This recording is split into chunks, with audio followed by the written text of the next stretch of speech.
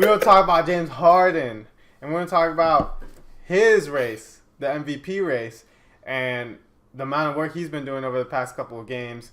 We've seen the highlight reels. We've seen the crossovers. I might have to show you a crossover again, the Jamal Murray one right now, just because we got it. It just sums up what he's been doing the past couple of days. I mean, we're talking about a third quarter play. At least he didn't travel. But look at this man. This man embarrasses a grown man in front of everyone in the third quarter. Ugh. In front of his children. You my son. The beard. The beard. He said, "You my son." He was on the floor. I don't know what he was doing. Then he got up and fouled him.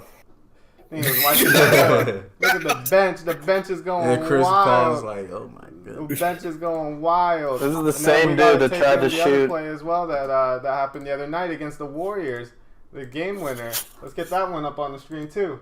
And that one was crazy as well. So, while we watch this, I want to say some things. I mean, the guy is on a team that I think we can all say has underachieved a little, but I think he's kept his foot on the gas, and he's been probably just as good as he was last year. I mean, we're talking about a historic run. I mean, he had the 50-point effort against the Lakers. I mean, the guy is averaging about 33 points per game. You know, assists per game is like, I think, top 10 in the league. I mean, we're talking about 8.5. I mean, it's probably top 5. I'm not really sure. And we're talking about 2 steals a game. We're talking about a man who shot basically ice in his veins against the Warriors, who are, I mean, let's be honest, they're the team to beat. So, what do you guys think? Well, let's first ask the first question. Is he going to win the second straight? What do you guys say, Guru? What you're the sports guru. So, sports guru, what's up with James Harden? Is he winning the MVP this year? Since anybody at this point in the game, yeah, I mean anybody can score 40. Facts. At this point in the season, I don't see anybody taking the MVP from James Harden. Chris Paul goes down. The team started the season at 1-5. My first spiel, I believe, was about how the Rockets were just playing terrible basketball and what was happening with them. They started the season 1-5, then they were 11-14. In the last 15 games, they're 12-3. James Harden is on a tear. He's averaging almost 40 points a game, 39.1 points per game, 40% from 3, 9 assists, 6 rebounds. I mean, the guy he's having his way, and he's not playing bad competition. I mean, you say he's playing the Warriors. I mean, they should have beat them in regulation if there wasn't the terrible non-out of bounds call with the save by Kevin Durant. And Harden was still able to put them away. He's beating good teams. He's playing good basketball, and he's doing it all without his partner in crime, Chris Paul, who's on the bench right now, injured. I don't know. I don't see anybody competing for the MVP or playing as well as he's playing right now. I mean, if he's not on that team is likely the worst team in the Western Conference at this point, especially after the way they started the season. So, I mean, he's willing his team to win, and I see him walking away with the MVP at this point in the season. I mean, there are other guys. Jokic, he's playing well. His team is still first place in the West. But he's not even averaging 20 points at this point, so I can't give it to Jokic at this moment. Giannis is hooping. He'd probably be second in the ballot right now. But other than that, I see no other guys competing for the MVP and playing at the caliber as James Harden right now. So I gotta give it to Harden. He's gonna win it again, and it's just because the voters, they love points. They always have. They don't really care about complete all-around basketball. Not that he's not a complete player, but he's certainly not the most complete player. Yeah, he's getting the assists and all that, and he gets rebounds, but that's mostly because he has a 40% usage rate. He's got the ball in his hands every single time up the court, and he uses it up for much of the shot clock, and he either shoots it or passes it to the guy who's going to shoot it. So he's going to get either points or assists a lot of the time. And the other thing I want to bring up about that streak of his, 10-game streak, averaging 39 points a game, his field goal percentage during the streak was 41%, and that's not good. I mean, that's mediocre at best. So he's a guy who's just, let me bring up, I have some stats on my phone here during the streak. It's pretty crazy. the amount of threes he's putting up. He's going to break the record, I think, for most 3-point attempts per game in a season. He's averaging like 12 attempts per game. And then the one game he shot 23 of them. So, I mean, yeah, he's got the numbers, the gaudy numbers that people love. But, yeah, he was averaging 14 three-pointers attempted over that 10-game stretch or something per game. And, yeah, if that's what they need to do to win, fine. But you have to realize there's a reason that he's putting up these numbers. And if he's gonna lead the league in scoring by 4 or 5 points, yes, he's going to win the MVP. Never mind the fact that he's not even the best all-around shooting guard in the game. That guy plays in Oklahoma City. And I don't even have Harden as a top 5 player in the league right now. That's just me. That's a hot take, maybe, but I haven't.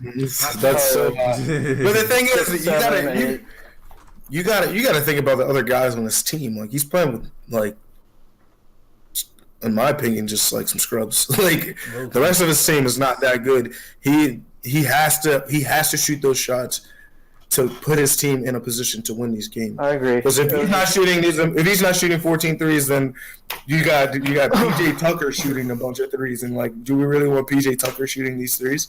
I mean, with Chris Paul, if they had Chris Paul and he was shooting all these shots and it'd be a completely different thing. But like, it's literally just him on the court, and he's the only option offensively other than throwing an alley-oop or something like that. So like, it's what they need for them to win the game. He's got to shoot.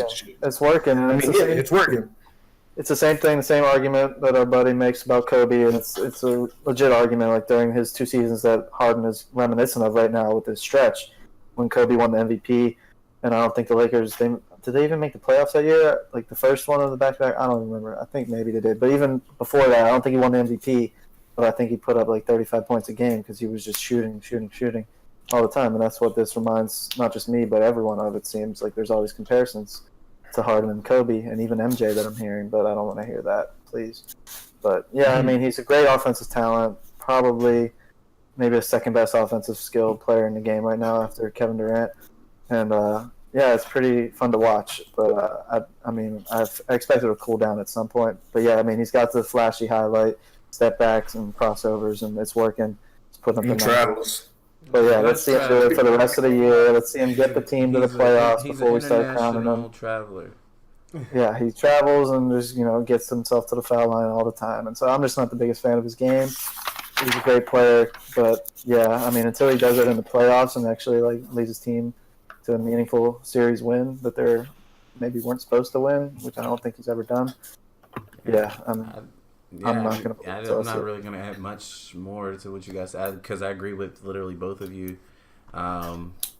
Where I agree with you, Guru. I mean, the guy's literally he has to put his team in a position to win because without Chris Paul, I mean, as much as I love Clint Capella, I mean, he's not really that much of an offensive threat. Which if he develops that would be pretty crazy.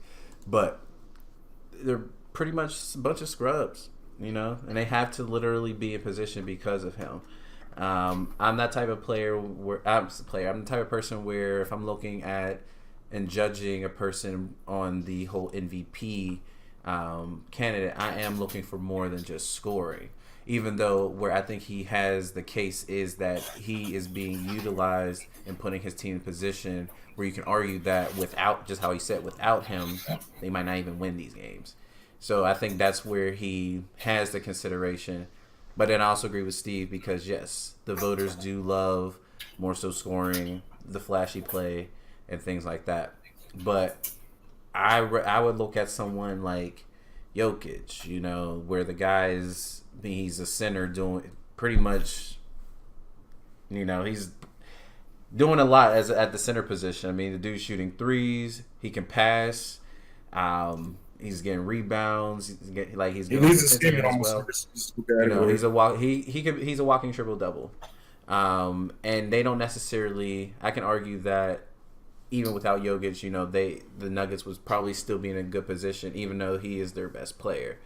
But there's people like Giannis, who is also a defensive monster, who's getting blocks and steals. Like a dude can average 2 steals and 2 blocks a game, plus scoring and everything like that. And so that's where a person like Giannis would be where I would vote for like MVP because on both sides of the ball he does things. And just like how you said, Steve, I kind of don't like Harden's game because he does draw the fouls and he travels and like, I mean, you look at the other night, the dude shot 15 free throws. I mean, he made 12 out of the 15, so 12 points at the charity stripe, and it's like, yeah, it's just I don't know.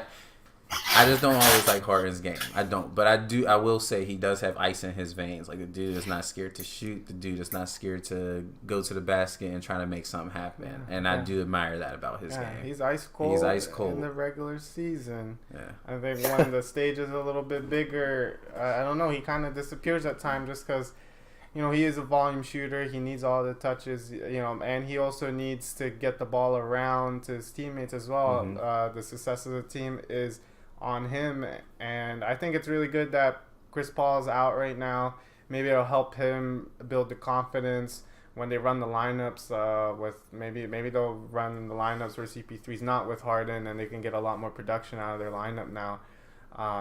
So talking about the MVP race, for me, I think the guy that would have caught up with him was King James himself. I think LeBron James, their team was like the bottom of the deck team. They were, you know, the bottom dweller types, and then now they have a team that is most like, if LeBron played the whole season, probably would have been the 5th seed in the West, and that's a lot. It's a lot given that the West is historically been a lot better, and this year has proven, you know, the same with the Denver Nuggets and Jokic, whether it's, you know, the Warriors and the gang that they have up there. I do think that LeBron James, if he played a full season, I think would catch up to Harden. I just don't know if LeBron has the flashy numbers that Harden did over the stretch to win that MVP from him. But as you can see now, they've been missing him a lot. You know, I saw the groin injury during Christmas, and it was something that Lakers fans all over the world, you know, they gasped. Luckily, he'll be back. And I think they'll be a lot better when he's back. Whether or not they can get that momentum going to get a higher seed, I'm not sure. But I think LeBron's been here, done that. I don't think he needs that number 1 seed. I mean, it is what it is. I mean, at the end of the day, it is LeBron James, and I think if he is the MVP, like I said, I think he'll step up in the playoffs come playoff time. So I think Giannis is the other one, but again, I think Giannis would have to really turn it up to really catch up with this man, James Harden.